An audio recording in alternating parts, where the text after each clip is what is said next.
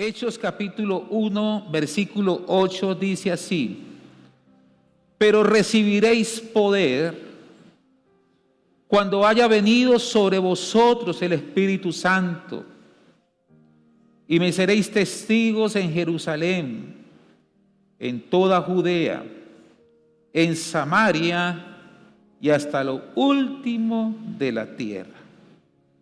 Bueno, antes de comenzar a desarrollar el mensaje, se me pasó saludar las personas que siguen la transmisión.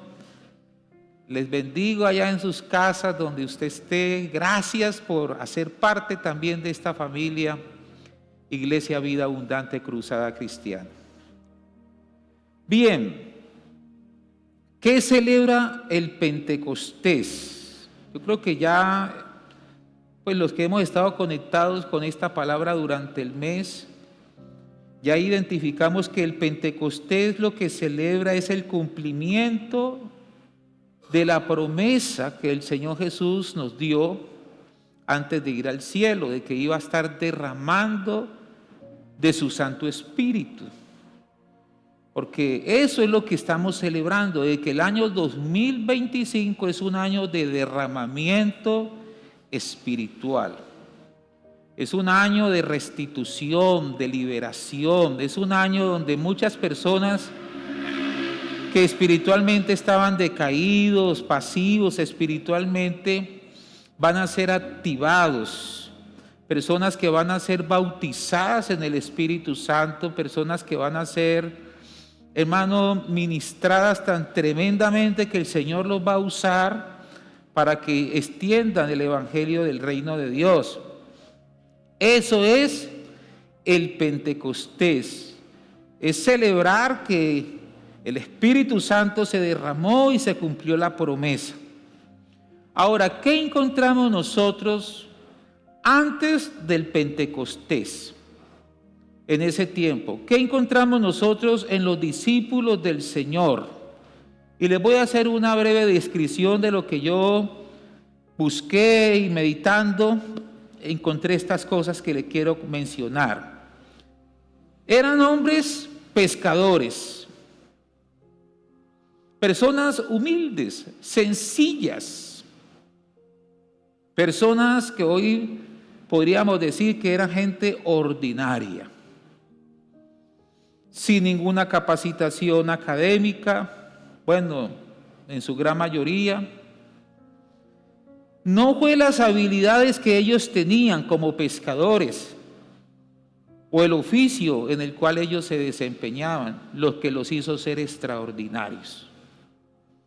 Porque luego ya después del Pentecostés usted encuentra, por ejemplo, a un apóstol Pedro que en una predicación ungida 3,000 personas vinieron a Cristo. Una persona que yo, haciendo un estudio por ahí muy de cerca, Pedro, uno encuentra que era hasta torpe en sus palabras.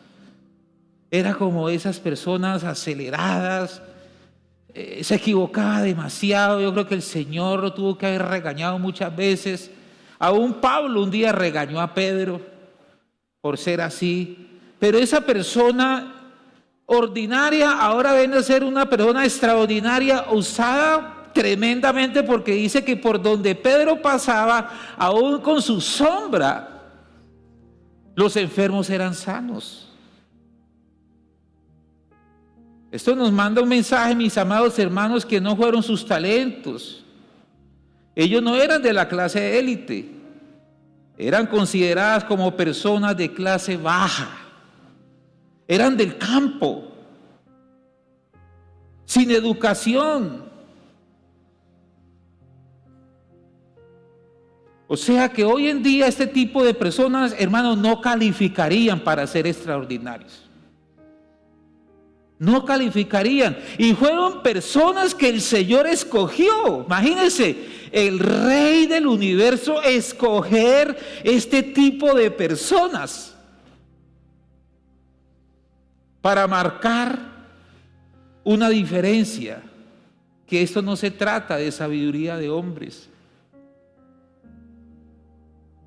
¿Qué entonces les hizo ser extraordinarios?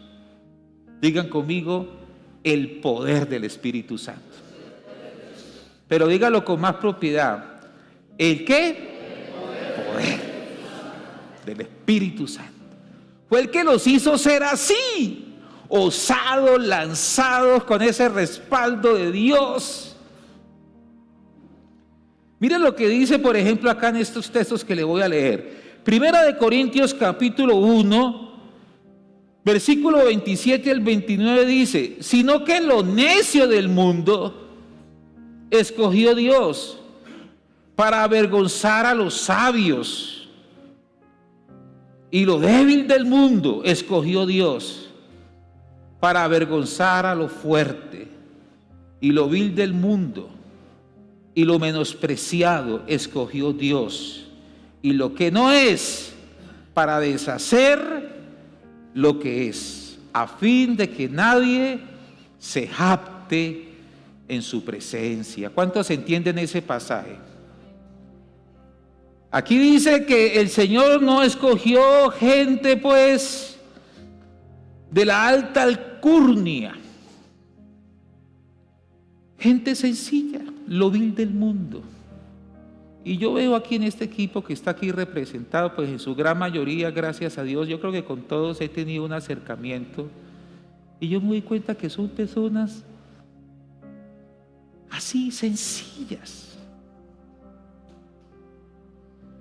Por ejemplo, en esos días Elizabeth me decía: pastor, una persona como yo, que mi parte académica, mi capacitación pues en el tema secular, no estuve en una universidad, pero cómo soy maestra de conexión y cómo me ha tocado enseñarle a profesionales,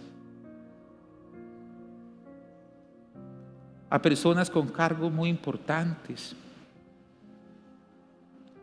Y yo le he dicho: Elizabeth, porque esto no se trata de sabiduría de hombres, eso es del Espíritu Santo. La obra de Dios es la obra del Espíritu Santo. Me pongo en modelo aquí o como un referente, una persona como yo. Lo que yo era en su momento, tímido, acomplejado, me daba pena hablar en público, que me miraba al espejo y yo decía: pero ¿por qué nací tan feíto? Ay, la cara que me tocó.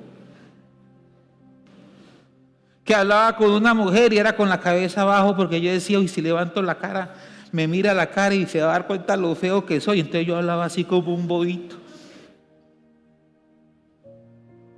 Una persona así, estar en un lugar aquí de privilegio, con gente tan maravillosa como ustedes, eso es solamente la obra del Espíritu Santo.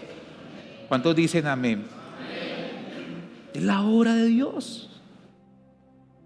Y lo mismo el Señor aquí. Yo creo que cuando el Señor presentó su equipo, en ese tiempo los líderes religiosos, esos fariseos, apenas veían el equipo de Jesús se reían, por ahí en silencio se reían. Pero mire esa belleza, ese no sabe ni hablar.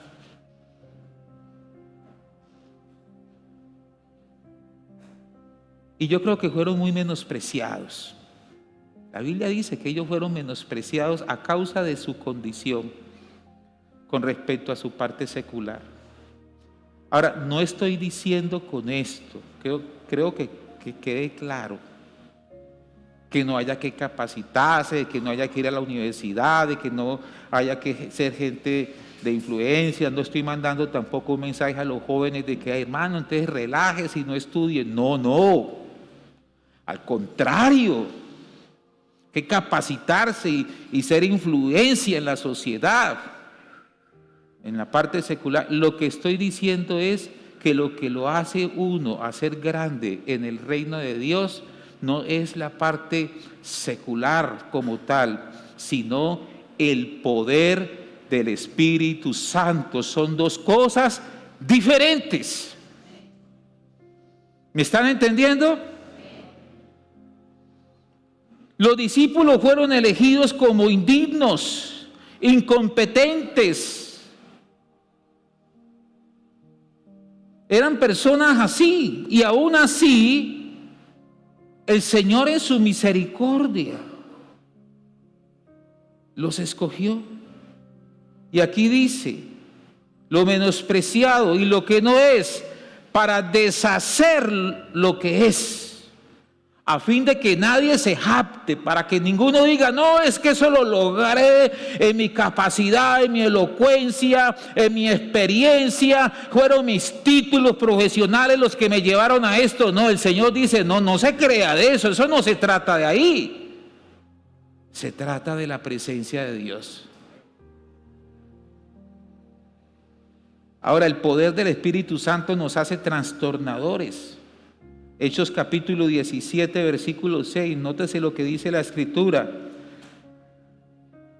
Pero no hallándoles, trajeron a Jackson y algunos hermanos ante las autoridades de la ciudad, gritando, estos que trastornan al mundo entero, también han venido acá. Los que trastornan el mundo. Ay, hermano, mire, esta gente que no tenía ningún tipo pues de influencia a causa de su condición, ahora vienen a ser trastornadores. Y no solamente de una ciudad, dice del mundo. ¿Quién hizo eso? ¿Quién los empoderó de esa manera? Lo que les leí al principio, pero recibiréis poder cuando haya venido sobre vosotros, ¿quién? El Espíritu Santo. O sea que el empoderamiento de un cristiano que lo hace ser influyente es el poder del Espíritu Santo. Qué bendición esto tan maravilloso. Y dice el Señor, y me seréis testigos en Jerusalén. Esto habla de que se debe hacer inicio en las casas, siendo testimonio en la casa. En Judea, tiene que ver ya con su entorno social. En Samaria, o sea, ya ir ampliando su radio de acción. Y dice, y hasta lo último de la tierra. O sea, que la influencia que hace el Espíritu Santo en nosotros nos lleva a las naciones. En esos días yo escuchaba el testimonio del apóstol Juan Carlos Harrigan. Escucho prédicas de él y él cuenta cómo era su condición económica cuando no conocía al Señor. Dice que él entraba en ayunos, cuenta él su testimonio, entraba en ayunos y no sabía cómo levantar el ayuno porque no había nada en la cocina. ¿Cómo le parece? Que a veces tenía que seguir derecho porque no había con qué levantar el ayuno. De la misma necesidad que atravesaba. Que de un barrio allá donde él vivía de mucha escasez. Pero ¿sabe cuál es el tema fuerte de él? El poder del Espíritu Santo. Usted escucha las prédicas de Juan Carlos Harrigan. Es un moreno, pero hermano, se siente la unción del Espíritu de Dios. Y cómo Dios hoy en día lo ha llevado por las naciones. Y el Señor lo usa con unos milagros. Ahí en internet hay un día llegó un brujo y quiso atentar contra él y empieza a orar y empieza ese brujo a revolcarse en el piso. Eso parecía una serpiente, tremendo. Y empezó siendo un muchacho, su ministerio. Pero él dice, es que eso no soy yo. Es el poder del Espíritu Santo. Entonces el poder del Espíritu Santo viene a una persona que se dispone para que haga el bien. Ese es el título del mensaje. El Pentecostés viene a una persona sencillamente dispuesta y que quiere hacer el bien, que quiere ayudar a otros, que se cansó con ser egoísta y decir: todo el tiempo yo he recibido palabra tras palabra, tengo tanto que dar a los demás y hoy se rompe en mi vida todo egoísmo y voy a hacer el bien, voy a bendecir a otras personas también. De lo que Dios a mí me ha dado, también quiero dar en la vida de otros. Esa persona Dios la usa. No tiene que presentar cartas de acreditación. Simplemente un corazón dispuesto y que se sujete a la autoridad. Que quiera ayudar. Esto fue lo que hicieron estos hombres. ¿Y cómo nosotros activamos ese poder pentecostés? Les voy a compartir aquí. ¿Cómo activamos nosotros ese poder? ¿Cómo salir hoy de aquí empoderados, no emocionados? No estoy hablando de emocionamiento humano en la carne, en el alma, no.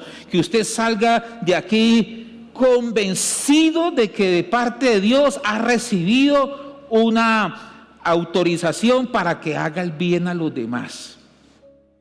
Porque ¿sabe qué ha pasado con algunas personas? Que dicen: ¿será que yo soy capaz? Ay, ¿y qué tal que no?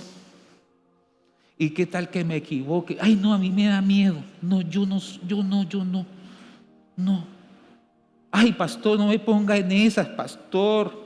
No, yo no soy capaz. Y comienza a luchar en sus pensamientos con su baja autoestima. Y yo que no estudié, y yo que tal cosa, y yo que difícilmente pasé por la escuela y eso fue corriendo.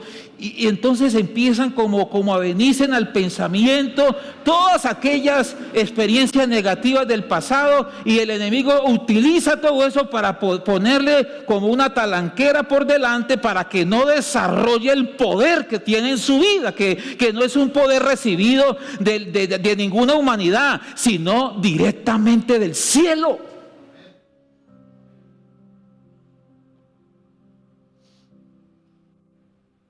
Pero para poder activarlo, se necesita primero creer a la promesa. Hechos 2, 39 y 40.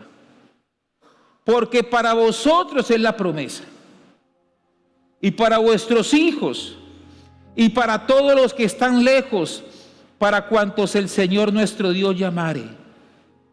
Y con otras muchas palabras testificaba y les exhortaba diciendo: sed salvos de esta perversa generación. En este discurso que Pedro está dando a los judíos, les está diciendo: porque para vosotros es la promesa. Pero algo especial es que esta promesa ya no es solamente para el pueblo judío, sino también para nosotros, los gentiles, que hemos creído en Cristo Jesús. Recuerde que el Señor le derribó un argumento a Pedro cuando el Señor le permitió en esa visión ver esa cantidad de animales que según los judíos no podían comer. Y el Señor le dice: mata y come. Señor, pero ¿cómo así si yo ninguna cosa inmunda he comido?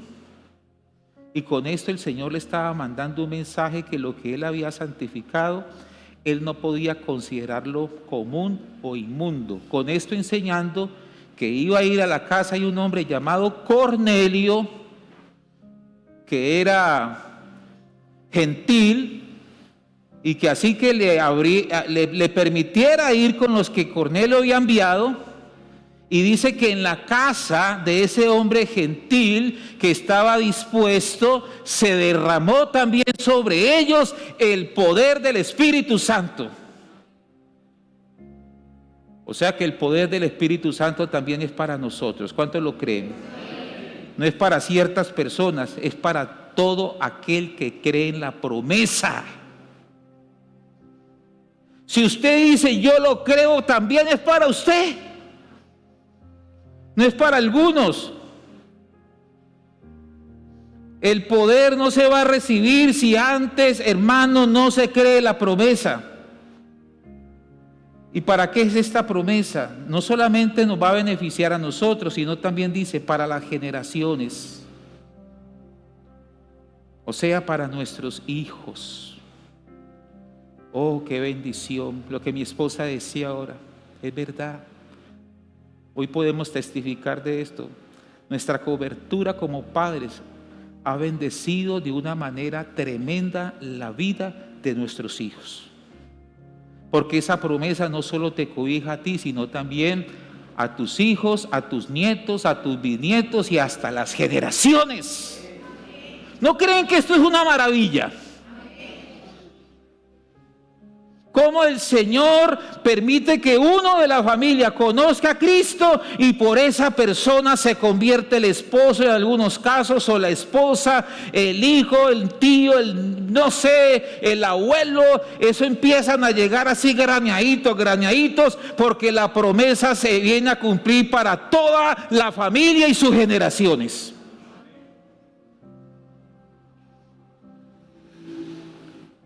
Dice en Hechos capítulo 2, versículo 40 en la Nueva Traducción Viviente.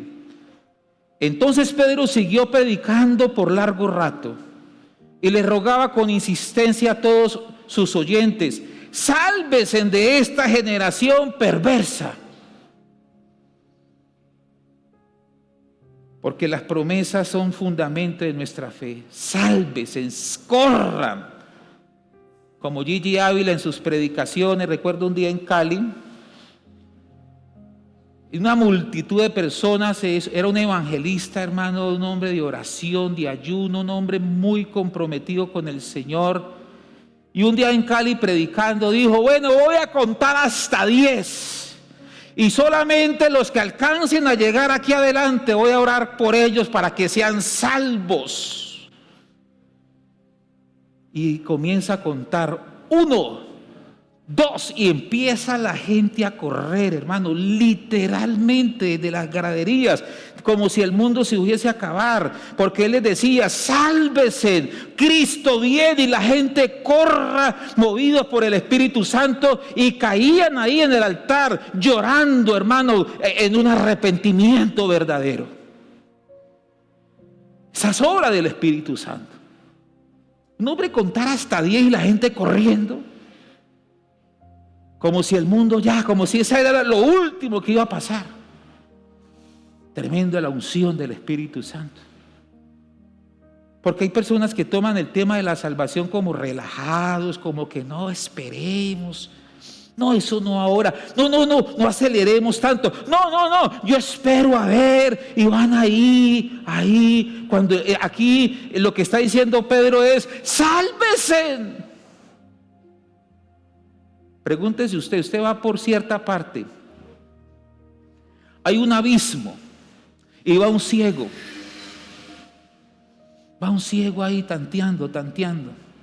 Y se va a ir al abismo. ¿Usted lo deja ir? A ver, ¿cuántos dicen que lo dejan ir? Que se vaya al abismo. Eso sería indolencia. Pero ¿qué haríamos nosotros? Señor, venga, es por aquí. No se me vaya por ahí. Sálvese, por favor. Es por aquí. Pues la gente que, hermano, anda sin Cristo va como para un despeñadero. Porque la Biblia dice que la paga del pecado es muerte.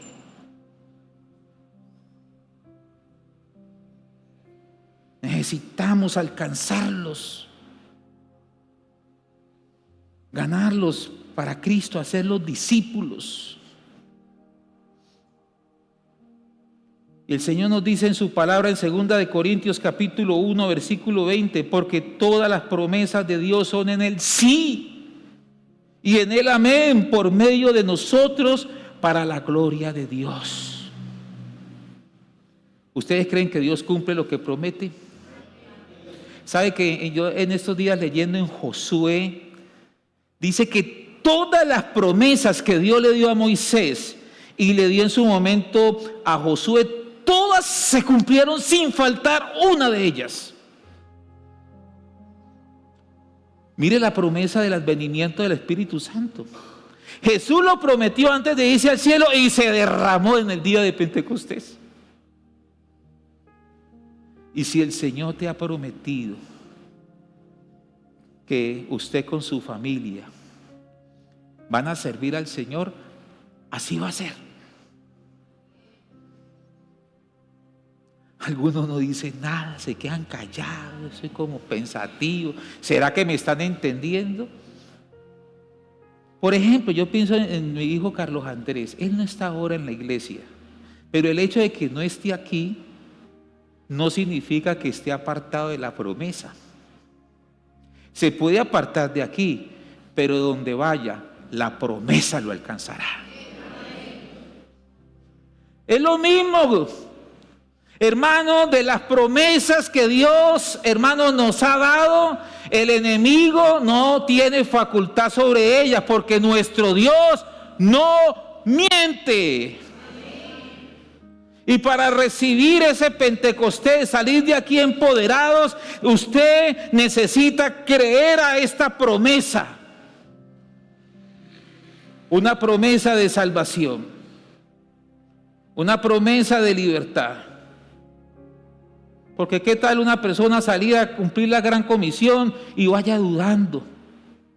Ay, no, yo tengo miedo, pastor, no me meta por ahí, yo dudo de esa promesa, yo no soy capaz. Pues hermano, parta de ahí que no va a ser usado por el poder del Espíritu Santo. Porque uno tiene que, yo lo creo, Señor. Que se me presentó un endemoniado. A mí me dice la Biblia que yo todo lo que ate en la tierra será atado en el cielo, y lo que desate en la tierra será desatado en el cielo. Por tanto, demonio, te ato en el nombre de Jesús. Y le estoy hablando con propiedad, porque yo estoy creyendo a la promesa. En esos encuentros que hemos tenido y tiempos de conexión, cuando llega el tiempo de la liberación, obviamente la responsabilidad que está sobre cabeza del pastor principalmente, yo estoy convencido, Señor, tú me diste una promesa, yo no me voy a poner ahí que si un demonio empezó a carcajearse, a buscar, a hacer aquí, Señor, yo lo que sí creo es que usted me dijo, échelos fuera. Y así de sencillo, los echo fuera en el nombre del Señor. ¿Y sabe qué pasa? Hermano, da resultados. Yo lo hago y Él respalda. ¿Me están entendiendo? Pero qué tal que uno se ponga, vamos a mirar a ver. Miremos a ver si es como el momento o cuando lo hacemos. Y empieza uno a razonar y a razonar, no pasa nada. Pero cuando uno está apropiado, si un líder sale a abrir su grupo de conexión y va empoderado de la promesa de Dios para esta casa, el anfitrión está empoderado y dice, esta casa aquí es casa de bendición, y todo el equipo está empoderado, hermano, eso, la gloria de Dios se manifiesta. Pero cuando están ahí aburridos y, ¿será que la gente va a venir, pastor? Y si yo oro por ese enfermo y antes se muere.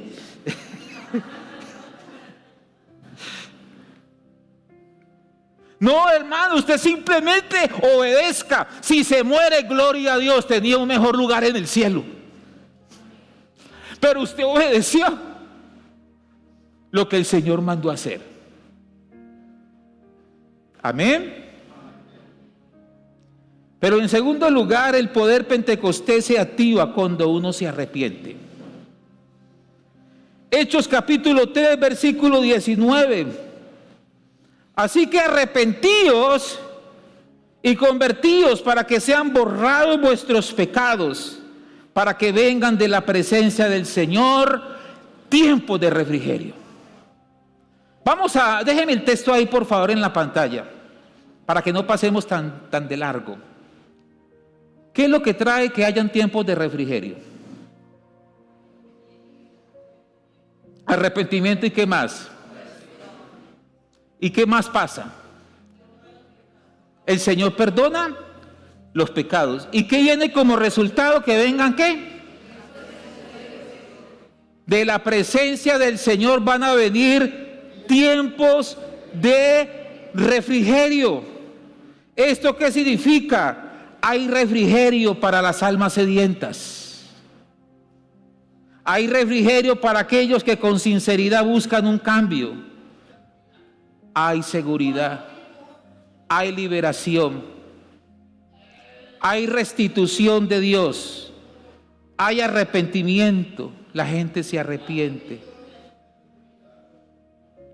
Mateo capítulo 3, versículo 2, dice así: y diciendo, arrepentíos, porque el reino de los cielos se ha acercado. ¿Qué trae entonces los tiempos de refrigerio? ¿Qué trae? No escucho. ¿Se dejaron distraer? ¿Tan rápido se fueron? ¿Qué trae el arrepentimiento? Que el reino de los cielos se ¿qué? Se acerque. Y si el reino de los cielos se acerque, el reino de los cielos es un reino de paz, de amor, de perdón, de bendición, de ayuda divina. Si el reino de Dios viene y se establece, por ejemplo, en una casa, hermano, esa familia nunca jamás volverá a ser la misma. Pero para que esto suceda se necesita arrepentimiento, cambio, reconocer que se ha contristado al Espíritu Santo, etcétera, etcétera. Número 3. El poder pentecostés se activa por la autoridad delegada. Aquí yo quiero como hacer un poco más de énfasis. Lucas capítulo 10, versículo 19. He aquí os doy potestad de hollar serpientes y escorpiones y sobre toda fuerza del enemigo, y nada os dañará. Aquí el Señor dice, mire, yo a ustedes los estoy empoderando espiritualmente. Oyen serpientes. Esto habla de pisotear. Fuerzas espirituales. Porque esta lucha que nosotros hoy tenemos es espiritual.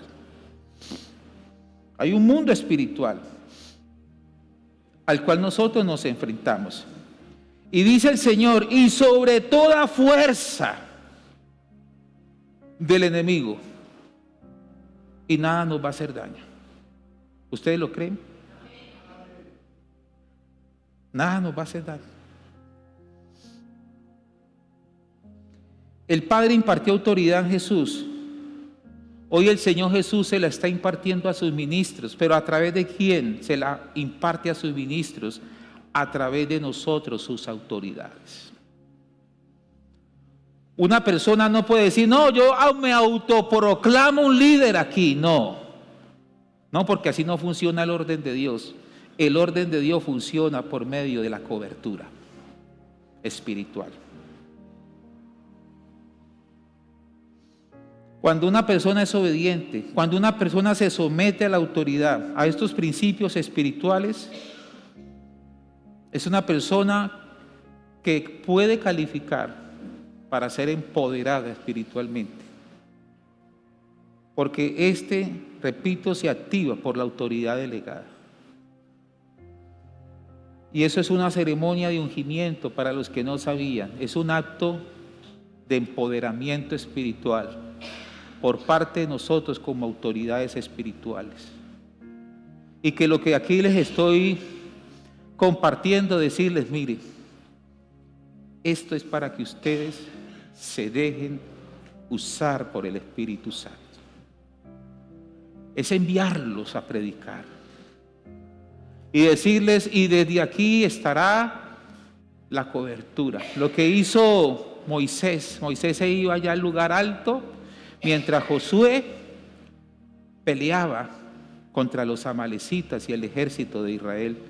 Y dice que estaba Moisés allá, orando por su equipo.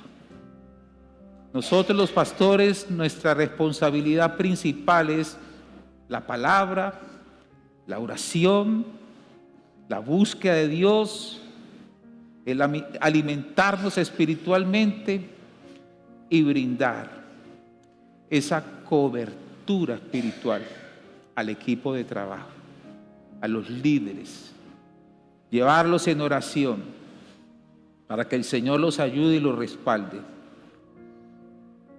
Dios ha dado autoridad para que representemos su presencia. Número 4, el Pentecostés se activa por medio del cumplimiento de la Gran Comisión. Mateo capítulo 28, versículo 18 al 20 dice: y Jesús se acercó y les habló diciendo: toda potestad me es dada en el cielo y en la tierra. Por tanto, id y haced discípulos a todas las naciones, bautizándolos en el nombre del Padre, del Hijo y del Espíritu Santo, enseñándoles que guarden todas las cosas que os he mandado. Y aquí yo estoy con vosotros todos los días hasta el fin del mundo. Aquí el Señor Jesús está diciendo: yo recibí del Padre todo poder y autoridad, y les está comisionando. Mi Padre me dio autoridad, ahora yo se las estoy delegando a ustedes. Hoy le vengo a decir a este equipo que está aquí representado: mi Padre Celestial, mis autoridades del Comité Regional de la Iglesia Cruzada Cristiana en cabeza del apóstol Jesús David Cuesta, me ha dado autoridad a mí y a mi esposa en cabeza también de mi pastor Oliver, que es mi pastor distrital. Yo he recibido una autoridad delegada. Yo estoy aquí porque me han impartido una autoridad. Dios Padre, pero también a través de mis autoridades, para que yo también desde ese nivel empodere a mi equipo y haga la labor de cumplir la gran comisión. Entonces vamos a estar entrelazados unos con otros, hablando un mismo lenguaje. Estamos tan entrelazados que las fechas de los tiempos de conexión y las fechas del uno gana uno, mientras que aquí la estamos haciendo, en toda la región también se está haciendo simultáneamente. ¡Qué bendición! Eso es la Cruzada Cristiana. Somos una familia en el Señor, y yo vivo feliz sirviendo al Señor en esta denominación Cruzada Cristiana. Ya 30 años, bendito sea el Señor. Una iglesia de sana doctrina. Predicamos el evangelio de fe y poder. Bendecimos las familias. No buscamos títulos o reconocimientos humanos. Buscamos que el nombre del Señor sea glorificado. Ese es nuestro más grande interés. Llevar el nombre de nuestro amado Salvador Jesucristo. ¿Cuántos damos un aplauso al Señor en esta mañana?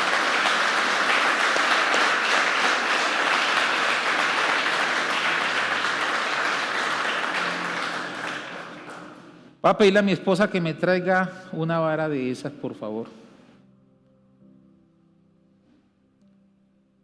Les voy a explicar qué simboliza la vara.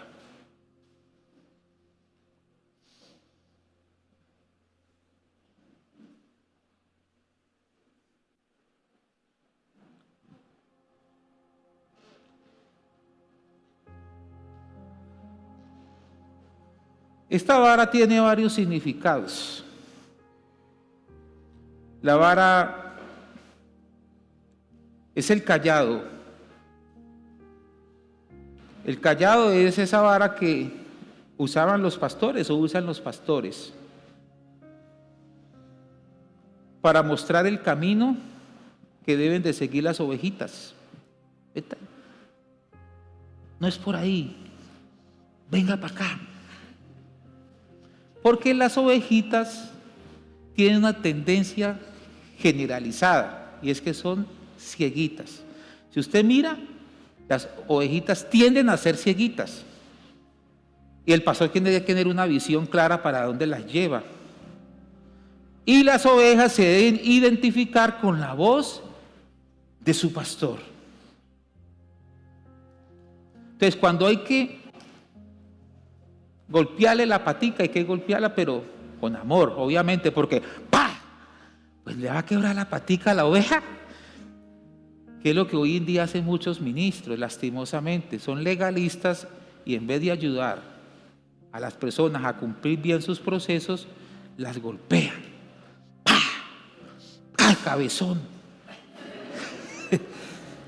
No, así no es.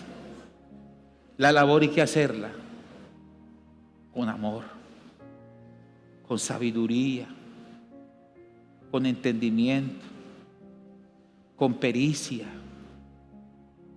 Hace muchos años yo le aprendí a un pastor, cuando yo entro al pastorado, digo que no hay casualidades. Hay un pastor, yo estoy entrando a la Asociación de Pastores de Cartago y hay un pastor que está saliendo jubilado de la presbiteriana, de una misión de muchos años en Colombia y en el mundo, la misión presbiteriana. El pastor Arturo, me acuerdo de su nombre. Entonces los pastores, que éramos muy pocos en ese tiempo, le hicieron una cena de despedida al pastor Arturo. Yo estoy entrando nuevo, tengo 26 años y el pastor Arturo está saliendo jubilado con 50 años de ministerio. Y usted se imagina. Era como que sale este y entra el pastor Carlos. Y al final pues de la reunión me la acerco yo al pastor Arturo. Él ya debe estar en la presencia del Señor, está muy anciano. Y el pastor Arturo, de toda su experiencia como pastor, resúmame todos sus años en un solo consejo, pastor. ¿Qué consejo me da usted? Que apenas yo estoy iniciando. Me dijo: Carlos, la iglesia es como un acordeón. Hay momentos donde hay que apretar, porque si usted es demasiado, la gente no te va a caminar. Tienes que apretar, pero hay momentos donde tienes que aflojar un poquito. Apriete y afloje, como el acordeón. Apriete, porque si usted toda hora así, rígido, pero si es también, no conviene, me decía él. Y eso se me quedó. Aquí lo estoy recordando. Un pastor. Pero también la vara significa autoridad. Si usted, por ejemplo, ve a un policía y usted le ve el bolillo, este hombre es de autoridad. Cuando yo presté servicio militar, yo estuve en la policía militar y a mí me dieron un bolillo y tenía aquí un cordón de manto. Me dieron un bolillo. Entonces cuando yo salía a hacer retenes a Villavicencio o aún mismo en el batallón y yo veía soldados mal presentados: venga, soldado, ¿qué hace usted sin gorra? Haga 22 de pecho a ver. Y yo con el bolillo: hágale a ver. ¿Usted por qué tiene esas botas sucias? Porque eso hace la policía militar. Velan por el cuidado personal de los militares, que estén bien presentaditos. O sea que esto representa autoridad.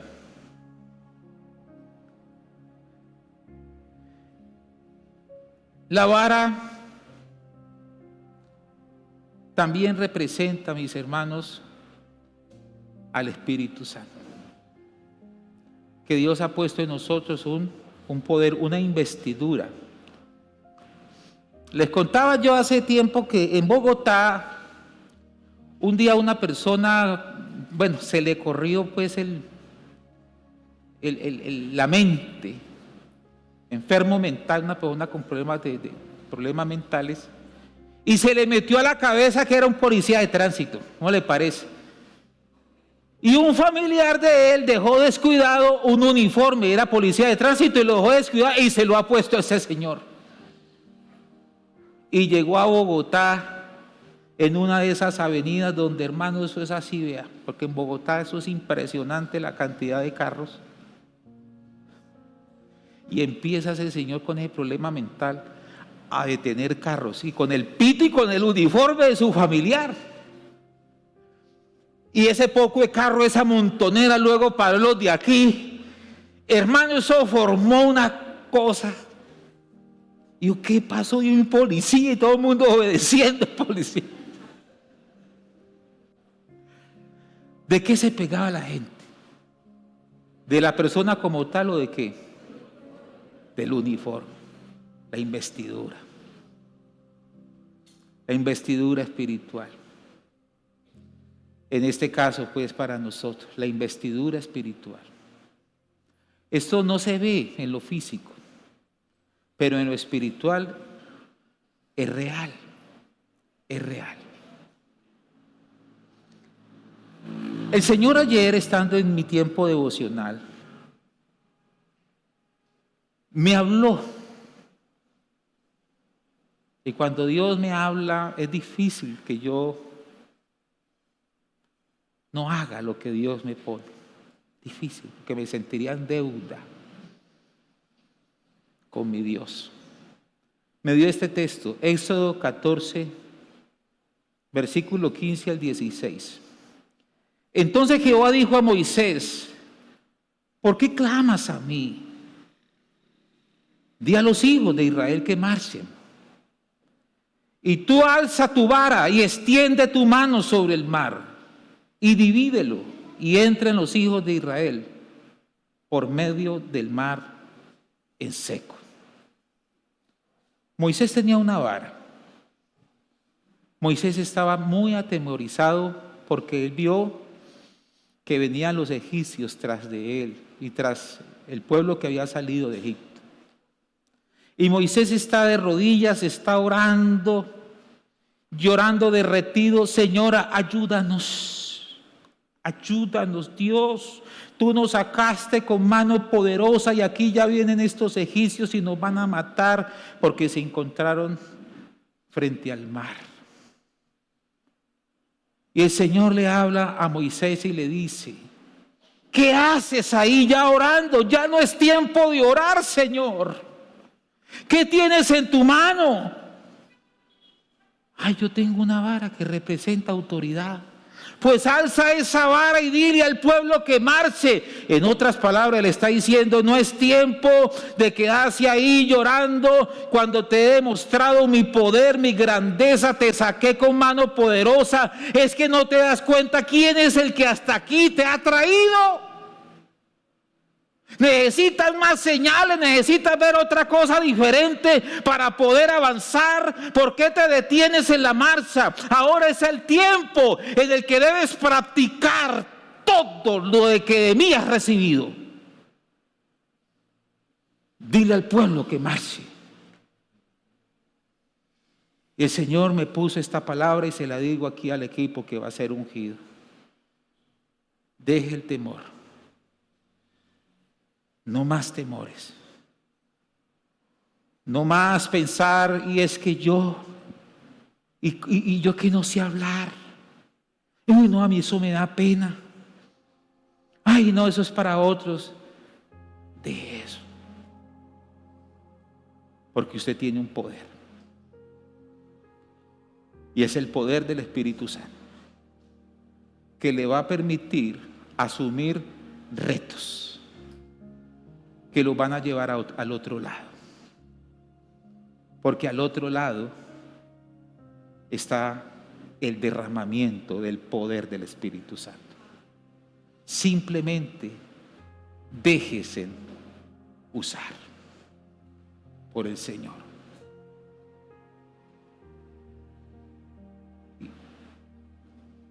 No es que esto sea la autoridad, ni tampoco esto sea para ser usado como un instrumento de idolatría. No, porque eso sería pecado. Pero sí les quiero dejar una enseñanza con esto. Y ojalá la pongan ahí en la casa anfitriona, si quieren. Si no, llévela a su casa, donde la quiera poner.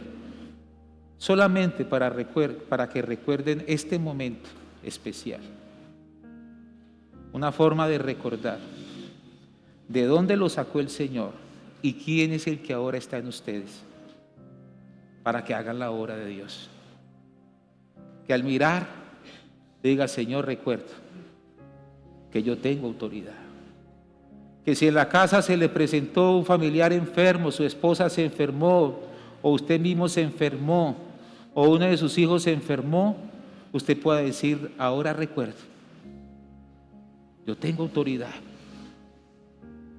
Porque el enemigo es experto en quitar de nuestros pensamientos las promesas que Dios nos ha dado. Cuando mi hija Daniela estaba tan grave, yo estaba desesperado. Yo no sabía qué hacer. Verla en esa condición fue muy difícil. Solos en mi casa,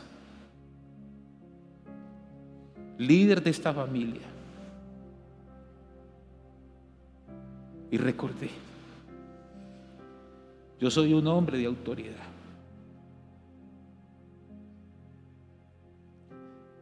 Y me arrodillé y le dije: Señor, mi hija se está muriendo. Ayúdanos, Señor. No sé qué hacer.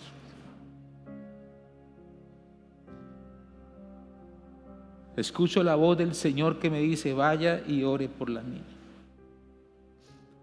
Reprenda el espíritu de muerte, porque yo todavía no me la voy a llevar. Yo estaba acobardado, la situación, hermano, me había oprimido, me daba temor entrar al cuarto, ver la niña asfixiada, así en esas condiciones, como la veíamos.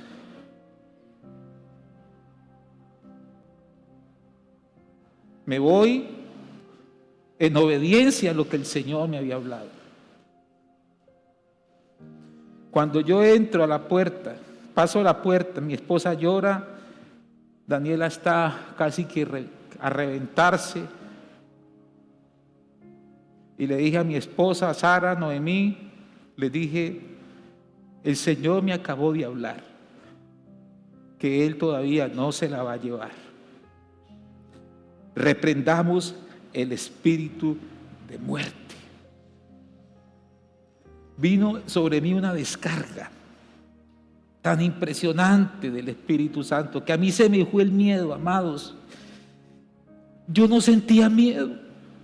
Eso que había en mí unos minutos atrás, eso desapareció. Yo me sentía gigante, gigante. Y puse mis manos y empezamos a orar y le dije: espíritu de muerte, en el nombre del Señor Jesucristo, sueltas mi hija. Y el Señor escuchó nuestra oración. El Señor nos hizo el milagro.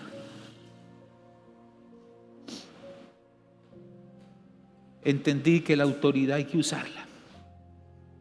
La autoridad no es para uno decir: sí, tengo autoridad. No. La autoridad hay que usarla. Porque el Señor está esperando que nosotros usemos la autoridad que Él nos ha delegado. Amén, hermanos.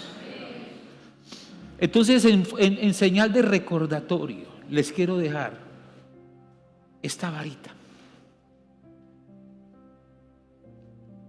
para que, repito, sepan que tienen autoridad, que el Espíritu de Dios está sobre ustedes. Amén. Que no son ustedes, sino Dios a través de ustedes. Ríndanse ante esa majestuosa presencia. Humíllese. En la medida en que ustedes se humillen, el Señor los respaldará aún más. Y van a hacer el bien a mucha gente. Y rápidamente las sillas que puedan estar aquí desocupadas se van a llenar. Porque ustedes van a ser instrumentos de Dios para traer la cosecha de almas. Y así en esa cosecha de almas celebraremos nuestro Pentecostés. Amén. Porque el Pentecostés celebra la gran cosecha. No podríamos estar de fiesta cuando hay tantas personas que están afuera y se están perdiendo. y necesitan a Jesús. Cuando la casa esté llena, nos gozaremos y alegraremos en el Señor por un alma más que se arrepiente y viene a los pies del Señor Jesucristo. Amén.